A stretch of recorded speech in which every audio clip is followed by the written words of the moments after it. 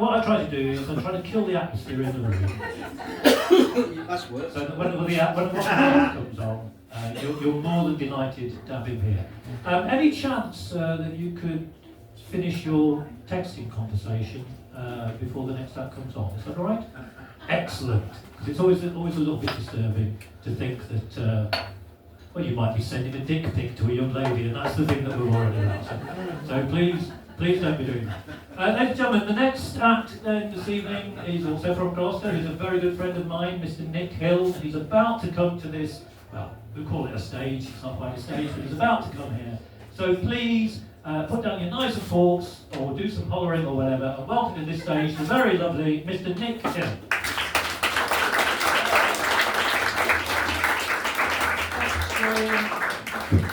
Always good to come on to a shark joke that kills the room absolutely dead. Thanks, Greg. That was Pleasure. That was nice. I've got to be honest, I wasn't expecting to hear a French accent. So just indulge me. Bonjour, monsieur. Comment ça va? Ça va bien. Je m'appelle Nicolas. Et vous? Anthony. Je suis 66 ans. Quel âge avez-vous? 54. That's all I know. That's it. And that's why I failed my French CSE. Absolutely. That was very good. I've got to be honest. I normally start my set with, I'd like to address the elephant in the room. I did that a couple of months ago. 4 people in from the local Slimming World group, which I wasn't going to, I mean, look at this, I was not going to say anything, was I? I joined Slimming World, it was my wife's idea, I say it was her idea. Basically, she had the girls round one night for the book club. When I say girls, 50-year-old menopausal women, basically, and when I say book club, just an excuse for them to drink Prosecco and my red wine and bitch about their colleagues that weren't there. But I overheard something she said. They were all talking about their respective husbands. And I heard my wife's distinctive voice saying, the thing is about Nick, he bloody disgusts me. He's like an egg on legs. That's quite a harsh thing to hear, isn't it? And you will have worked out from her accent that I'm married to somebody from Mumbai. I joined the local Slimming World. I thought I'll make the effort because it was only a couple of minutes away from where I live. And it was the local primary school. And I went there, and I wasn't the only new person there on the night. And I don't know if anybody's doing it. It's quite a strange experience. I mean, I don't mind doing stuff like this, but you walk into there, and like you can hear the atmosphere. There's like loads of people all chatting, mostly women. I've got to be honest. There was only about 2 or 3 blokes there, and all of a sudden they stopped talking, and then I heard one of them say, "Fairly obvious whilst he's here," and I thought, well, that's not off to a good start. And there was another lady there with me. She was a new person, and she looked at me. She said, "Is your name Nick?" I went, "Yeah." And then she said those 6 words that most blokes never want to hear. "You don't remember me, do you?" And I'm looking at her thinking, "Oh God, I haven't, have I? Please." I know I was desperate in the 80s, but that is... And then luckily she rescued me because she said, "I used to be one of your temps around about 1989. You haven't changed at all, right? In 1989, I was 8 stone 6. I'm now just shy of 14 stone. I am carrying the equivalent of 33 bags of sugar." And I thought, not only do you need to be at Slimming World, you need to book a visit to Specsavers. Anyway, this lady came over and introduced herself. She said, "My name's Chris, I'm your counsellor." I thought, I don't need counselling, I just need to stop eating. I said, "So, what's going to happen tonight?" She said, "If you go and join those queues," and I don't know what I said, nobody's been to Slimming World, there's these 2 queues where you go to get weighed on your first visit, right? And they're managed by these 2 stick insects wearing ridiculous smug smiles and badges like Super Slimmer and Slimmer of the Month. And I joined this one queue, and the lady in front of me, her shoulders were going up and down, and she was sobbing. And I thought, are you all right? She said, oh my God, I tried really hard this week. And I looked at her and I thought, you fucking haven't.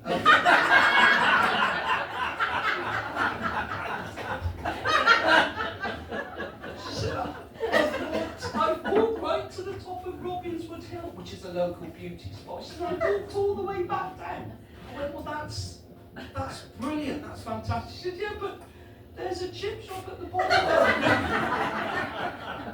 Anyway, we got weighed and we went back, and Chris the counter said, right, take a seat. Now, the more observant of you will have remembered this was at a local primary school. So I looked down at these little plastic chairs and thought, this is not going to end well. And it didn't. I got stuck in mine, which was embarrassing. And Chris said, right, I'm just going to ask you questions, and just say the first thing. Just say the first thing that comes into your head. So, out of anybody in the world, whose body do you most admire and crave?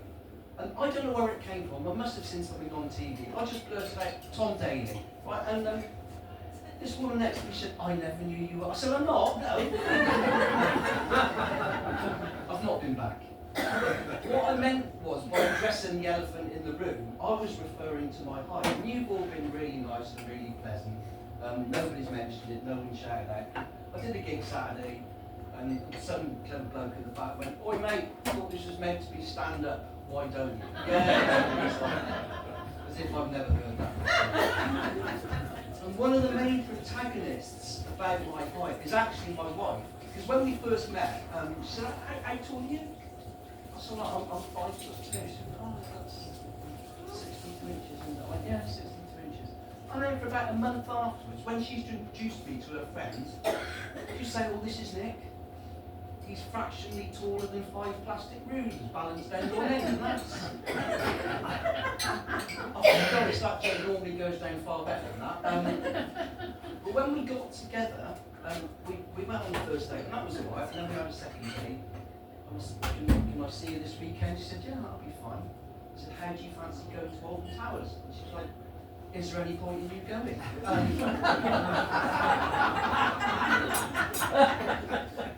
And after we got married, she was working in a school, and she came home one day and she saw we were doing nature at school today. Okay, and she said, yeah, she said, interesting fact, do you realise you're only 7 inches taller than the largest emperor penguin ever recorded? That's bloody harsh, isn't it? We were in Hastings earlier in the summer, just walking around the old town, and she suddenly grabbed my arm. She went, oh, look at him over there. I didn't know what she was looking at. I thought it might have been a celebrity or something. I said, what? She said, look at him there, look at him. It was just a bloke. I said, what, him? Yes. I said, what about him? She said, well, he's little like you. I said, and? She said, well, you don't see many of them around here. Many of them.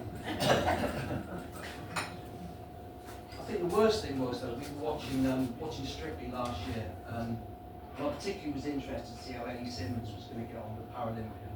I mean, you know, amazing athlete, obviously quite short in stature. And I don't know if anybody saw it, but the first dance she did, at the end of her dance, her partner spun her across the dance, and she shot across the dance floor. And I was sat one end of the settee, and Lynn was at the other, and I started laughing. I'm sorry, I started laughing. And Lynn's like, what are you laughing at? I said, come on, look at that.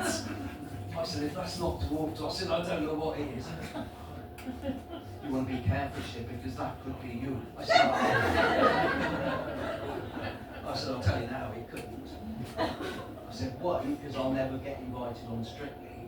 I said, two, I don't qualify as a dwarf.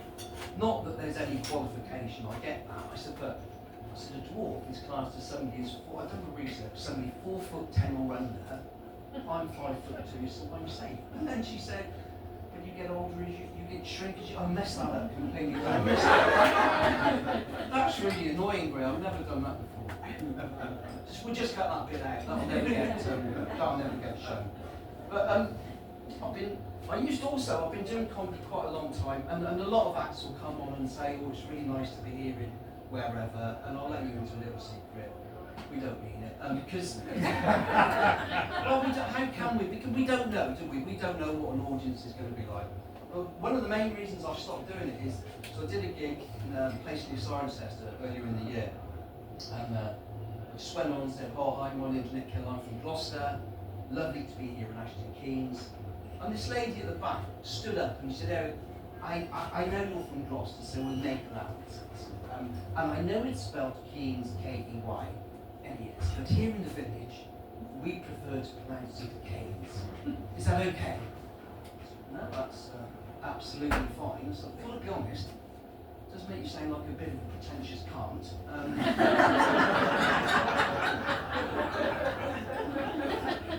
That's spelled C-A-N-T, but I prefer to pronounce it, and I've not been asked back. But when I started in comedy, I had dreams, I had hopes. They've clearly been dashed. And but I did get a call. I've got an agent, and he phoned me this morning. And he's a bit of a wind-up merchant, so I don't often take him seriously. He phoned me this morning. I wasn't in a particularly good mood. He said, Nick, how do you feel about doing a gig at the O2? I said, oh, Dave, just shut up, mate. I'm not. And I just put the phone down. He rang back. He said, no, hang on, hear me out. How do you feel about doing a gig at the O2 shop in Gloucester?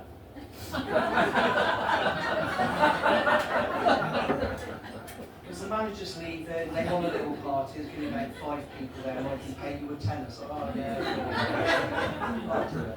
I'll probably have the best year in stand-up in 2022, because I went to Leicester Comedy Festival.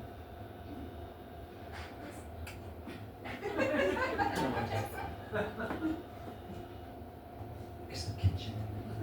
And I entered a competition called the Silver Stand-Up, which was basically a competition aimed at the over 55s. There was no upper age limit. So backstage, it was like God's waiting room for comedians. One act, just before he was going to go on, he was slumped in a chair, his eyes were closed. And we didn't know whether he was asleep or dead. It was his time to go on, and somebody said, do you think we should wake him? And I was like, no, fuck it, leave it. It'll increase our chances. And I did my 5 minutes, got through to the 5, did 5 minutes, and I won. And I got on the phone to my wife and said, you'll never guess, after 4 years of trying for this, I've only gone and won. She's like, well, that's fantastic. What have you won? So I've won a trophy. But anything else? I said, no, just a trophy. Okay. We'll have a chat later. So 2 hours later, I'm back home and I'm showing this trophy. That's lovely. She said, but I'll ask you again, was there anything else? I said, no, just this. I have been on the website. Oh, shit, have you? What about the £500 cash prize they were advertising? I was gutted she found that out, because I'd had that lined up with something else. She was like, what have I told you all through our marriage? I don't know, there's been so many things it's hard to remember, to be honest. And she said, never lie. Right? And she's right, absolutely right, you shouldn't lie. Just makes things awkward. But she went on a cruise last April for a week with her girlfriend, Chris. And she phoned me on the Wednesday. You alright? Yeah, fine, thanks. Are you missing me? I remember what she said, don't lie. So I was like, no, absolutely not. She started clutching at straw. She was like, I bet the dog's missing me. He wasn't, he was loving it. He was absolutely loving it. He was sleeping on my bed. We were down the pub every night. We went and got tattoos. Well, I did. And, yeah, it was the happiest week of my life, I've got to be honest. Because we've been married 24 years now, and she was moaning the other day. She said, there's no romance in our relationship. I said, what do you mean? She said, well, maybe on those rare occasions where we are being intimate, it'd be nice to have some music playing in the background, just to break the silence. So I thought that she's got a fair point. So I recorded a couple of songs, put the first track on, Make It With You by Greg. I thought that's nice, that'll do. I think with hindsight, my choice of song number 2, the theme from Match of the Day, might have spoiled the mood a little bit. And they say that you shouldn't hold things against people for stuff they've done in the past, right? But let me just tell you how low our relationship is. We were watching a film a couple of weeks ago, typical American gangster jail thing. And in it, this bloke was going to try and smuggle drugs into the prison by wrapping them in cellophane and shoving them up his arse, basically. That was going on. And we were watching it, and Lynn said, well, that's bloody ridiculous, isn't it? What? Wow. What he's trying to do there. Because we know how hard it is to get something up there, don't we? Right? And I looked at her and I said, we do. And she went, oh no, it wasn't you. Oh, again, that normally goes down far better. But she was moaning there's no surprises either. She said there's no surprises in our relationship. So again, I took that on board the other night. She was in the bathroom getting ready. I went to the bedroom, turned all the lights off. Hid under the bed. And when she came in, I just grabbed her ankles. And apparently that wasn't a surprise she had in mind. But she did surprise me before Christmas last year. She said, you have remembered picking me up from my work store tomorrow. That came as a total surprise because she's self-employed and works from home. So no, that's absolutely fine. But I got to the place where I was meant to be. She got in the car. All I said was, have you had a nice time? And then it started. Are you saying I'm drunk? No, but clearly you've had one or two. And we had silence for about 5 minutes. And then I got the classic. The thing is, I don't think you love me. I don't think you ever loved me, really. I said, well, I do. I have. Obviously, I can't guarantee going forward, but it's like, well, if you love me, you can prove it. I said, well, how am I going to do that? You can get on top of me now in this car and make love to me. I said, well, that is definitely not happening. She said, well, give me one good reason. I said, well, I'll give you 3 actually. She said, go on then. I said, well, number 1, it's 4 o'clock in the afternoon. Number 2, we're still outside Wetherspoons in the middle of Gloucester. And number 3, we've got your girlfriend Chris in the back of the car. We're going to lift home. And that was the thing. That was the same girlfriend that she went away on that cruise for a week. I wanted one night away with my girlfriend to spend that 5 minutes.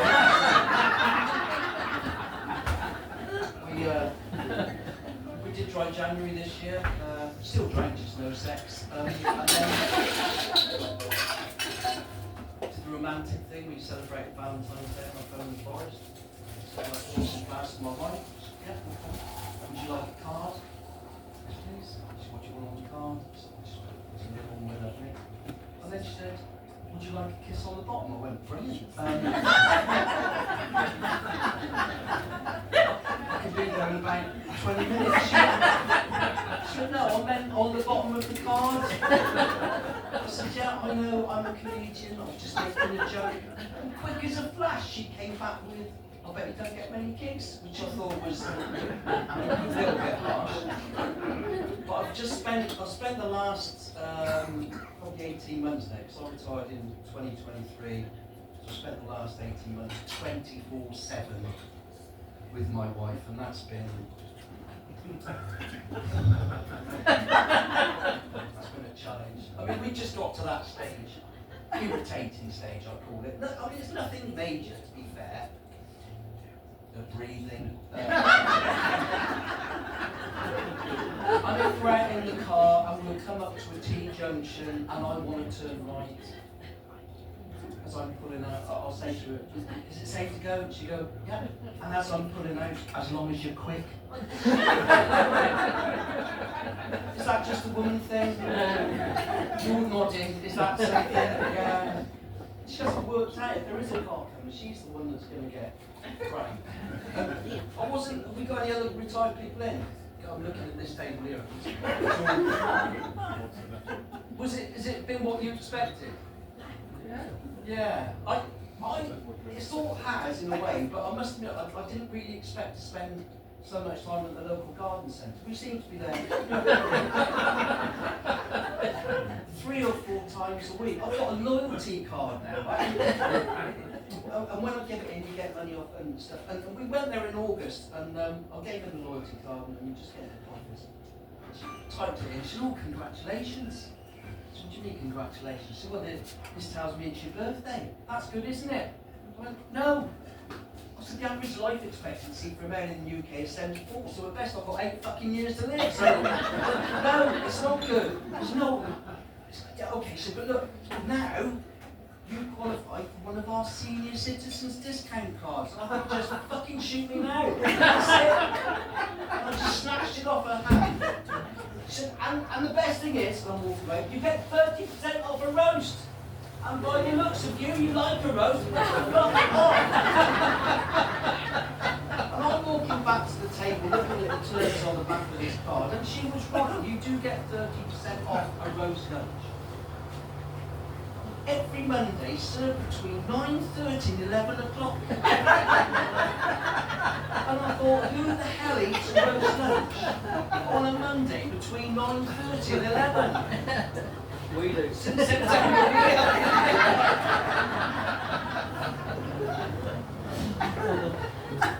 It has been a challenge. I don't enjoy this getting older because I've got to be honest. I find that I am getting grumpier as the days and years go by. But I don't mind sharing this with you. I'll pick the shows. But let's call me by that kids. And I've got both sorts. I've got my own, and then I've got stepkids. And to be fair, they all get treated exactly the same. Utter contempt. And they all came around for Christmas last year, and they ganged up on me. Like, they ganged up on me over something I said. Because I'm telling them about the program I've seen about David Batman. And I said, of course, one of the people that are most effective are the Eskimos. Oh my God. They are, you cannot call them Eskimos. They're Inuit. I said, look, it's just a word I grew up with. I don't mean anything by it. It is so discriminatory, but you wouldn't understand discrimination, would you? Because you've never been discriminated against. I said, right, hang on, whoa. Let me tell you something. I applied for a gig last year in Bristol. It said African, particularly those of LGBT persuasion or POC. So I phoned up, I said, I'm interested in this gig. They said, are you LGBT? I said, no. They said, are you POC? I said, I've got to be honest, I wasn't sure what that meant. They said, a person of colour. I said, yes, I am. They said, what colour are you? I said, ginger. And they put the phone down. I suffered, I've got to be honest, I suffered as a kid with the ginger thing. Mostly the name calling more than anything. Cotton knob, ginger nuts, Duracell, you little ginger wanker. And I can remember saying, Dad, you're not funny. I was thinking about my dad the other day because I was watching something on YouTube, World of Sport, and the older demographic will get this. Back in the 60s, we used to have on a Saturday afternoon program called World of Sport, brilliant. And about 4 o'clock, they used to have wrestling on, proper wrestling with proper wrestlers like Les Keller and Jackie Pallow, brilliant. And afterwards, me and Dad would have a pretend wrestle. And I was about 6, and I'd try and pin his shoulders down for the count of 3. And the last minute, he'd always manage to pop one of his shoulders up. And I think what he was trying to do was teach me a life lesson that no matter how hard something is, if you really keep going at a task, when you achieve it, it'll feel brilliant. And he was right. So I can remember the day I finally managed to pin his shoulders down for the count of 3 was like, oh, absolutely brilliant. It was an amazing feeling. I've got to be honest, the people in the care home didn't share my enthusiasm. But I thought a win's a win. It wasn't just my father that gave me grief. I can remember January 1964. Right? I'd just gone back to school after Christmas and I came home and my mum was in the kitchen. I said, Mum, can I ask you something? She said, what is it? I said, well, all of the other little boys in my class were talking about the presents they had Christmas Day. She went, and? I said, well, I didn't get any presents, did I? And she said, no, there's a very good reason for that. I said, what is it? And I was 6. She looked me straight in the eye and said, Santa don't stop for ginger kids. Just that is harsh, isn't it? No, are you gingerish? Oh, you're not, sorry. Just must be the light. To be fair, it's been pretty good advice because my daughter's ginger, never bought her a present. Absolutely fantastic. I'll just show you this little bit. I was alright when I got to 50 because what happens when you get to 50 through the post, you get free life insurance, qualified for free life insurance, that's fine. When you get to 60, that all changes. Funeral plans, that's what you get coming through the post. I knew a little bit about funeral plans because my mum died in 2019 and she had a funeral plan with the co-op. And when she died, as a last surviving son, I had to go in and talk to her about it. And I went in and I said, oh, I'm Nik Hill Jean's son, come to talk about funeral plans. So yeah, take a seat. But before we started, she said, how old are you? I said, well, I'm 63 now. Well, what's that got to do with it? Well, have you got a funeral plan? I said, well, no. You should, because you could go at any time. I thought, she said, do you know what it entails? I said, well, not really. She said, well, basically, if you pay us like £3-4 grand now, you can choose your day. She said, you can be buried, cremated, you can say where you want the wake, you can put some money behind the bar, you can say what food you want, you can order a band or a disco, you can tell people they've got to wear pants, whatever you want, you can have. We'd had a conversation for about 10 minutes. By the end of it, I was looking forward to my own death, right? But Mum did die in 2019, and she was 19 and she had dementia. It had probably been coming on for quite some time, but we didn't see it till later in life. And I just need to just tell you the backstory, otherwise this next bit you're going to think, what a heartless bastard, right? So, when I was born, my mum wasn't in a good place, physically, mentally. She was an alcoholic, she was dependent on sleeping tablets, and I was taken off her. And I didn't go back with her to live till I was about 3 or 4. So I never had a bond with her. And I think in later life, that was actually quite useful when she was going, what she was going through, because I detached myself from it. And people with paranoia, they have, sorry, not with paranoia, people with dementia, if you don't know, there's 3 fairly common traits. Like they're paranoid. My mum was paranoid, people living in a loft above a thing. They tend to lose things, and they don't lose them. What they do is they think the people that they're paranoid about are stealing things, so they hide them. And mum used to hide bank cards and keys. And the third trait is they wander. And mum had all 3. And there was the first time I really noticed it, I went round to see her one Saturday, and she was up, which was unusual. And I went in. I went, Mum, yeah? Had your breakfast? Yes, of course I had. Okay. I said, the nuns gave it to me. Did they? Yes. Okay. Which nuns were these? I said, because the door was locked when I came in. Well, the 3 nuns that were next to me in bed when I woke up. Okay. And there's no point arguing with somebody who's got dementia, because to them that's absolutely fine. Yes, they went and they got me porridge, and then they did me a cooked breakfast and made me coffee. They hadn't. It was just, I said, just out of interest, I said, how do you think they got in? Oh, I don't know. So they could have climbed through the window, which was feasible because she lived on a ground floor flat. I said, you don't think they've possibly been stealing your keys, do you? And she just blurted out, the thieving bitches. Another time I went to see her, it was round about this time of year, and it was dark, it was a November night, and I went in and the house was in complete darkness. I let myself in, turned the light on in the lounge, and you could see into the bedroom. And all I could see were these feet at the end of the bed. And I called out, Mum, you alright? Mum, you alright? Nothing. And that was a horrible feeling, so I thought, oh my God, is this it? As she passed, there was nothing. It was really silent, just like it is now. And I went into her bedroom, not knowing, and she was just led on top of the bed, perfectly still, her arms folded like this. And I was looking at it, and honestly, I didn't know what to do. And I'm sorry to say this, but part of me thought, I've got a stew cooking back home. Gloucester on rugby tonight on TV. If she is dead, would it really matter if I didn't report it till the morning? Am I backtracking like this? All of a sudden, she leapt up. I nearly shat myself. She did. I spent the next 3 hours cleaning her up. The stew was burnt and lost the loss, and that wasn't it. She wandered for the last time on September the 13th, 2019. And I was at a party. I got a phone call to say, your mum's gone. I don't know where she is. I phoned the police, and to be fair, Gloucester police were brilliant. They went and they found her pretty quickly. And when that happens, they assign a safeguarding officer. So I got a phone call on the Sunday to say, I'm Peter Davis, I'm your mum's safeguarding officer. I need to make sure she's all right. Can we meet tomorrow? And we go and see her. I went, no, absolutely fine. And we met in Gloucester Royal Hospital, and we're walking up to the ward.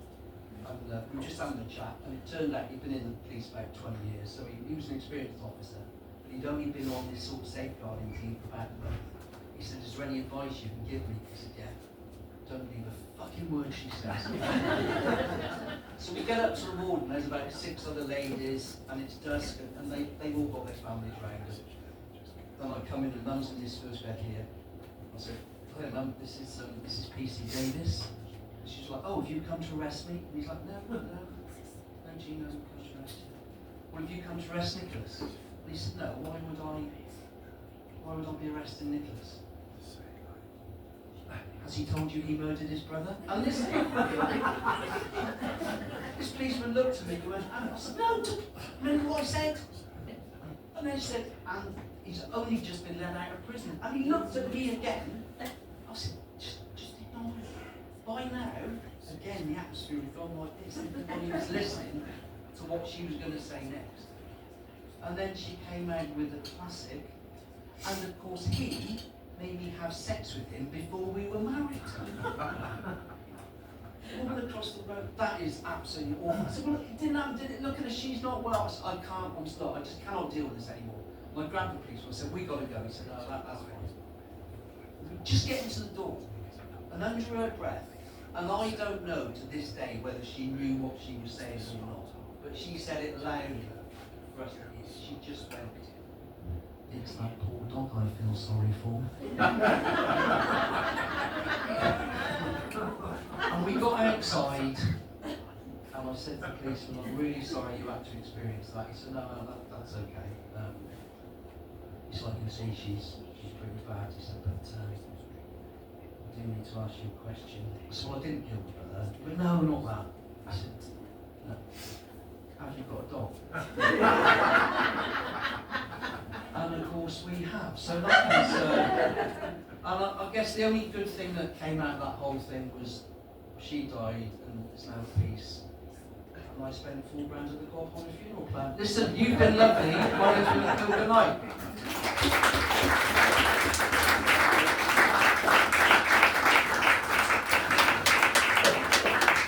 I'd never have to lift the microphone up, but here we go.